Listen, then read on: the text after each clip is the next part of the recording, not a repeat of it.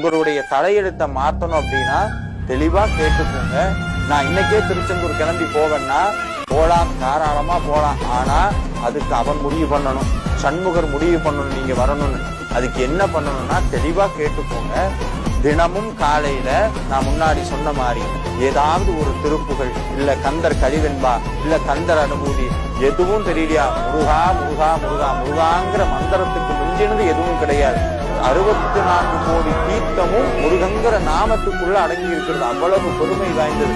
முருகா நீ எனக்கு கனவுல வந்து உத்தரவு கொடுக்கணும், நான் உங்களுடைய கோயிலுக்கு வரணும்னு வேண்டுனீங்கன்னா முருகப்பெருமான் உங்கள் கனவிலே திருச்செந்தூர் வருவதற்கு உத்தரவிடுவார். எப்படி உத்தரவிடுவார்னா, மயிலாக காட்சி தரலாம், இல்ல வள்ளிமலை சுவாமிகளுக்கு வந்த மாதிரி கனவுல முருகப்பெருமானே வந்து திருச்செந்தூர் வான்னு கூப்பிடலாம்.